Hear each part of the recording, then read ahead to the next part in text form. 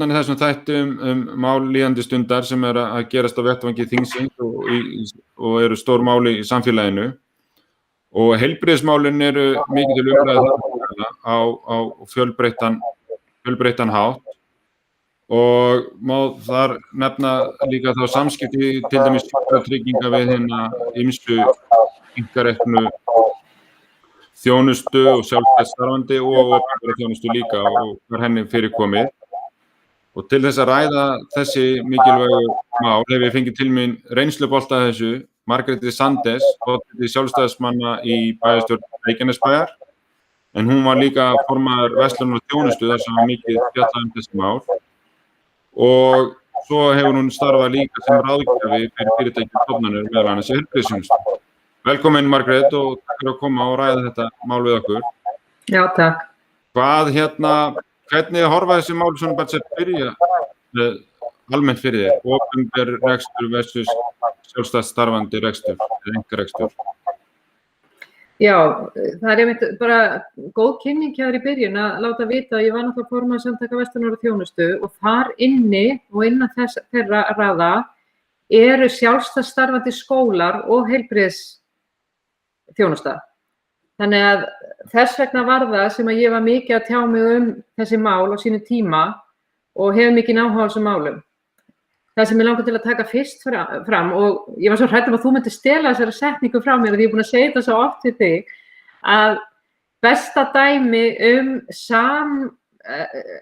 að þetta í rauninni sömu hagsmunir hjá ríkisfyrirtækjum og stofnunum og einkaaðilum, það Háskólinn í Reykjavík og Háskóli Íslands.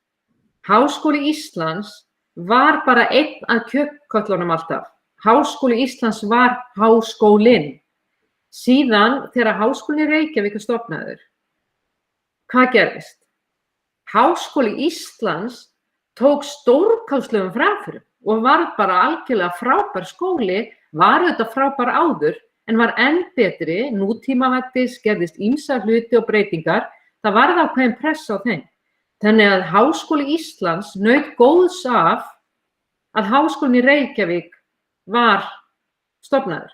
Þannig að mikilvægt að við horfum á ríkiskerfið þannig að þetta bæði þessi kerfi þurfa að vera sterk og góð. Það ekkert eitt á móti öðru. Nei, þannig að samkeppnin bara lyftir upp á tærnar. Algjörlega. Sko að því að við erum búin að tala mikið heilsugæsluna og og ég veit að það eitt af þessu stóru málum. Sko, mér finnst algjörlega óþolandi ef við tölum fyrst ríkisreksturinn, hvernig hefur verið farið með Heilbrigðisstofnun Suðurnesja. Þetta bara ekki í boði. Fjármagnið heilt yfir og lítið. Og Vilhjálmur Árnason hefur verið óþreytandi að nefna það og barist fyrir okkur.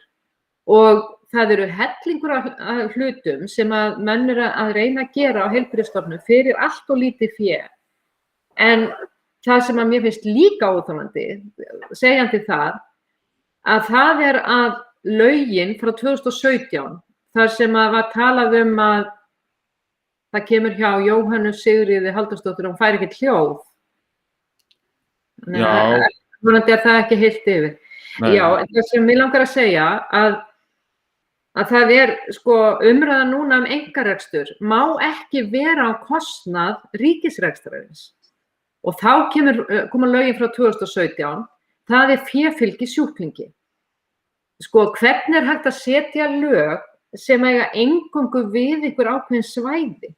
Þú veist, ég að keyra til Reykjavíkur næst á hverjum einasta degi, 35 mínútur á leiðinni og þeir eru bara með annað kerfi á Íslandi, féfylgi sjúklingi og heldur en hérna suður frá. Þetta fór einmitt á stað þannig að 2017, þá gott að þú kemur inn á þetta, þá var sett þessi nýju lög, þannig að fjármögnun heilsugæslunnar á höfuðborgarsvæðinu var breytt. En þegar menn sáu svo hvernig vel það gekk, þá var farið beint í það að innleiða þetta landið og nú svo innleiðing í gangi. Þannig að þetta sama kerfi að að taka gildi víða land. Þannig að nú tækifæri til þess að nýta sama ávinningu varða höfuðborgarsvæðinu sem nýta hana fyrir okkur á Suðurnesjum, á Akureyri eða á Selfossi. Algjörlega, og það sem að mér finnst líka að við verðum bara að hugsa, hvort sem ríkisrekstur eða einkarekstur að ræða, hvað viljum við fá út úr heilbrigðiskerfinu? Ég mjög upptekin að því að það eiga allir rétt á góðri þjónustu á Íslandi og óháð efnahag og við erum öll þar. Þannig að heitið ríkisrekstur eða einkarekstur skiptir ekki máli. Fyrir okkur Suðurnesjamenn þá held ég að einkareksturinn, ef að hann á að blífa, þá verður heilbrigðisstofnun Suðurnesja líka að vera sterk. Við verðum að vinna báðum þessum þáttum. Vegna þess að við erum mjög stórt samfélag, Suðurnesin, og að heilsugæslan með alla sína forvarnir og annað, að ég vil sjá blanda kerfi þar, en ég vil sjá sterkan einkarekstur og ég vil sjá sterkar ríkisstofnun. Já, það kannski það sem við þurfum að átta okkur á, að þetta samt alltaf opinber þjónusta. Þó að sé einkaaðili eða opinber aðili sem að sinnir þjónustunni, en hið opinbera greiði fyrir hann. Hvort sem að tala skólana eða hvort þú sért að tala heilbrigðisþjónustuna. Þú borgar saman fyrir einkarekna heilsugæslu eða opinbera heilsugæslu.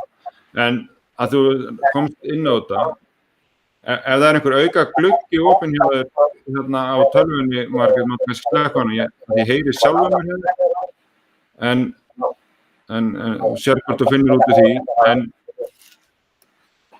en það sem ég var að reyna að segja að það ekki bara fjármögnunin sem vandamálið fyrir heilbrigðisstofnun Suðurnesja, það gengið erfiðlega fullmanna stöðurnar og það vantar húsnæði, það vantar aðstöðu. Og núna þegar nýja fjármögnunarkerfið komið á Suðurnesjum eins og það á höfuðborgarsvæðinu, þá eru einkaaðilarnir tilbúnir að koma og skaffa mönnun og aðra. Þannig að það ekki hægt að segja sér bara fjármögnun sem vandamál, heldur til lausn á vandamálinu, og hún sýndi sig að það var hægt að tryggja mönnun, það var hægt að tryggja húsnæði á höfuðborgarsvæðinu með við sjálfstætt starfandi og biðlistarnir og biðlistarnir fóru aðgengi vegaðist. Þannig að þetta krafa sem að Suðurnesin eru með og fleiri samfélög. Þið í bæjarstjórninni hafi sameinast þetta. Já, við erum búin að vera að berjast mikið fyrir því að efla heilbrigðisstofnun Suðurnesja. Og ég held að það séu allir flokkar. Og það hafa komið mjög miklu skýrari kröfur frá heilbrigðisstofnuninni sjálfri líka, hvað þarf að gera og annað. En það bara svo miklu meira sem við þurfum líka. Og einhvern veginn, ef við erum til dæmis að tala ein hugmyndin hefur verið að stofna lýðheilsumiðstöð, til dæmis, og það mikil útvíkkun á heilbrigðisstofnun sem slíkri. En heilbrigðisstofnun Suðurnesja verður alltaf með miklu meiri alhliða þjónustu. Við eigum alveg von á því áfram. Þar líka sjúkrahús og það ýmislegt sem að almenn heilsugæsla verður ekki með. En þetta getur alveg unnið saman. Og af því að þú talar einkarekstur versus einkavæðingu, þar eru menn algjörlega á villigötum þegar að menn að ræða þessi mál. Það kemur alltaf einhver gargandi, þetta svo skemmtilegt, þetta gargandi minnihluti. Mér finnst þetta skemmtilegt orð, þannig að ég ætla að nota það. Einhver gargandi minnihluti sem segir bara að græðgisvæða heilbrigðisstofnanir og eitthvað svona. Þú veist, einkareksturinn gefur öllum jöfn tækifæri að nálgast þessa þjónustu. Ég bjó í Bandaríkjunum og ég ekkert viss að ég vilji bandarískt kerfi. Þar mikið einkavæðingu. Það bara allt annar hlutur. En eins og þú réttilega segir, þetta fé sjúklingi, þá það í rauninni bara valið. Og það sem að mig langar til bæði fyrir Heilbrigðisstofnun Suðurnesja og fyrir einkareksturinn, að við náum öllum þeim aðilum sem hafa farið til Reykjavíkur til að sækja heilbrigðisþjónustu, fá þá heim og efla í heimabyggð forvarnirnar og þjónustuna sem heilsugæslan er með, sem er gjörólík. Sko, heilsugæsla byggist ekki bara á að lækna. Heilsugæsla er svo miklu meira. Og það er það sem að Heilbrigðisstofnun Suðurnesja og þessi einkarekstur eiga að vinna með okkur á svæðinu. Þetta verður ekkert bara í Reykjavík, sko. Alls ekki, og ég held að þetta sé hægt í svona stórum samfélögum eins og Suðurnesjum, Akureyri, kannski Selfossi, Akranesi og fleiri stöðum. En það er annar punktur eins og komst inn á að HSS hefur miklu hlutverki ekki. Ef það kemur öflug heilsugæsla við hliðina á þeim, þá ættu þeir kannski að hafa meira bolmagn svigrúm til þess að sinna einmitt sinni kjarnaþjónustu. Ég er ekkert viss sko, mér finnst að ég er alveg sammála að því en þá erum við að gefa okkur að við ætlum að vera með sama fjármagn til Heilbrigðisstofnunar Suðurnesja og að þessi nýja stöð myndi þá taka sjúklinga frá Heilbrigðisstofnunar Suðurnesja. Nei, eða endurheimt á þá sem eru farnir til Reykjavíkur. Ég horfi á það svolítið þannig. Ég horfi á það þarf að vera leiðrétting á fjármagni og til Heilbrigðisstofnunar Suðurnesja, sambærilegum stofnunum annars staðar, og ef við horfum bara á heilsugæsluna, við þurfum sterka heilbrigðisstofnun og síðan þegar einkareksturinn kemur inn í, að þá er ég að vonast eftir að kakan stækki, að okkur verði bara sinnt betur fyrir geðum. Það þarf bara að sinna Suðurnesjunum betur. Það er alveg málið. Ég tek alveg heilshugar undir því, en ég held samt að sé lykillinn að þessu, að því að eins og komst inn á, erum við með svo metnaðargjarnt og flott starfsfólk á Heilbrigðisstofnun Suðurnesja sem að vill gera sitt besta, en hefur kannski ekki fengið tækifæri til þess. Og þannig að það sem ég hef haldið fram í þessu, vonandi kemur Margrét inn, en ég held áfram að tala um þetta, að þetta svolítið líka kemur inn á stjórnun og metnað yfirstjórnar í því að sækja verkefnin, að því á sama tíma á Heilbrigðisstofnun Suðurnesja hefur verið að fá hagræðingarkröfu á sig. Þá að aðra heilbrigðisstofnanir líka fengið hagræðingarkröfu hérna árunum undan, en á meðan að heilbrigðisstofnanirnar hérna á Vesturlandi til dæmis sóttu bara í sig veðrið. Saman tíma hefur dregið þjónustu Suðurnesju, að þá hefur í sama fjárlaga umhverfi, kannski ekki alveg sömu fjárlög per íbúa, en samt eru aukningin og niðurskurðurinn í sömu hlutvöllum hjá þessum tveim stofnunum, að þá hefur byggst upp mjög öflug fæðingardeild og skurðþjónusta og ýmis þjónustu á Heilbrigðisstofnun Vesturlands.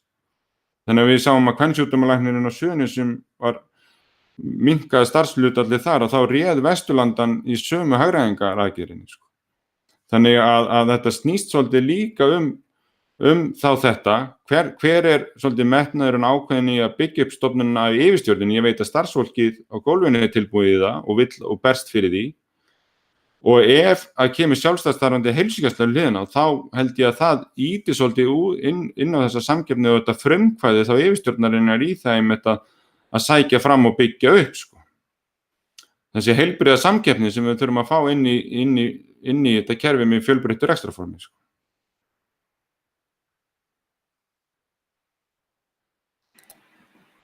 Já, það var aðeins. Já, það er bara því sem er að hlusta. Hljóðið frá þér, Margrét. Heyrið í mér núna. Og þannig að meðan að hún reyna að finna út úr tækninni, þá held ég kannski aðeins áfram að fara yfir þessi mál. Þannig að það sem er verið að tala um hér er það að þegar að við erum að fjalla er þetta hvernig við aukum þjónustuna við íbúana heimi verkefni. Og þá þarf fólk ekki að vera hrætt við það að fá einkareksturinn til sín, heldur horfum við á það sem lausn. Við viljum að það sé svona viðbótar þjónusta sem að getur að hjálpa heilbrigðisstofnunum að sinna sínu kjarnahlutverki og fólk hefur þá val hvert það fer til þess að fá betri þjónustu. Heyrir þú, Margrét, eða? Já, ég heyri alveg vel. Heyrir þú mér núna? Ég unmutuð, sko. Það er spurning hvort að hvað það er sem að